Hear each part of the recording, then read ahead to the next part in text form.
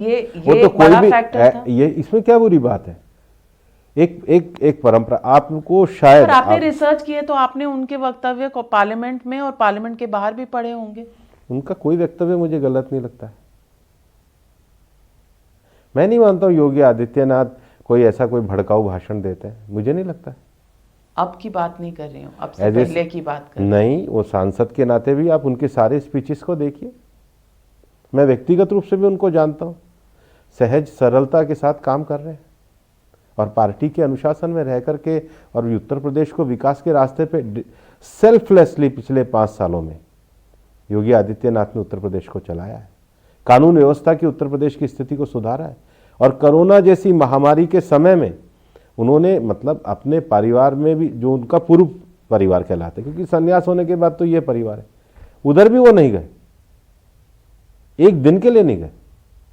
अपने कर्तव्य में, अपने काम करने में, पार्टी के विषयों को आगे ले जाने में और सुधारवादी जो विषय है नाथ परंपरा, उसका वो प्रतिनिधित्व करता है।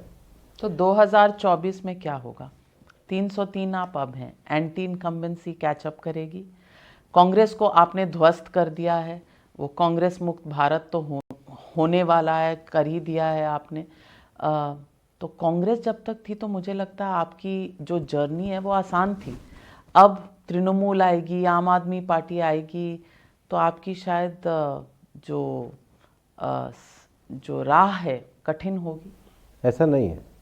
भारतीय जनता पार्टी ने, अगर आप इस किताब को देखेंगे तो अपनी एक इंस्टीट्यूशन सेंटिटी की एक परंपरा को आगे बढ़ाया है। भारतीय जनता पार्टी ने डेमोक्रेटिक वैल्यूज़ को आगे बढ़ाया है और गवर्नेंस के मामले में आगे बढ़ा। मैं मानता हूँ कि पार्टी का दौर ये बहुत बेहतरीन दौर है कि पार्टी को नरेंद्र मोदी जी जैसे प्रधानमंत्री मिले हैं और आज दुनिया में ग्लासगो में जिस प्रकार से भारत ने पंचामृत के नए लक्ष्यों को दिया है, रिन्यूएबल एनर्जी की ओर हम जा रहे हैं, एक नई एजुकेशन पॉलिसी को लेकर के आ रहे हैं, देश के नौजवानों को बढ़ाने के लिए, रोजगार को बढ़ाने के लिए नए रिफॉर्म्स पार्टी कर रही है।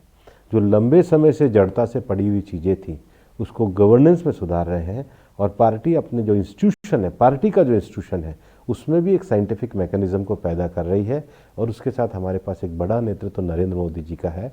2024 में भी पार्टी ज़्यादा सीटें लेकर, 303 से ज़्यादा सीटें लेकर के सत्ता में वापस आएगी। मोदी जी 71 ईयर्स के हैं और आपने किताब में भी उल्लेख किया, वैसे भी पता है कि 75 साल की आपने कैब बनाई है, तो इसका विकल्प? हमारी पार्टी के सर्वोच्च नेता प्रधानमंत्री नरेंद्र मोदी जी हैं और अभी वो पूरी तरीके से पार्टी को संभाल के सरकार को मार्गदर्शन देकर के कार्य कर रहे हैं। तो 303 पार करने का 2024 का काम उत्तर प्रदेश के चुनाव से शुरू होगा? हर समय हर क्षण पार्टी सक्रिय रहती है। Have you studied other political parties like the Congress, and what are the differences that you find?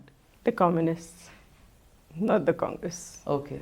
But the communists, who are actually in some ways, they are also not a dynastic party, but there's a lot of rigidity there, which here going from a cadre-based party to a mass-based party, and that's a journey that we describe in the book, actually tells you that this party will expand, unlike the other one which is shrinking. So my sense is that this kind of approach, that we will include more and more people, we'll reach out to more and more people, make them first our voters, then our members, and then our activists, and then hard cadre, actually makes this party a party that's going to stay. They are going to be there and they're going to expand. That's the lesson I learned while doing this research for this book. Well, it's been an enlightening discussion with both of you. Thank you very much and all the very best.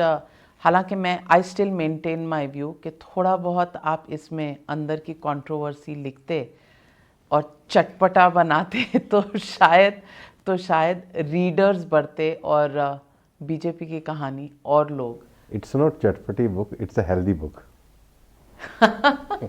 So organic, healthy rise of the BJP. Thank you very much for joining me on Frankly Speaking, Bhupendra Yadav ji and Neela Patnaik. Thank you. Navika. Thank you, Navika. Thank you.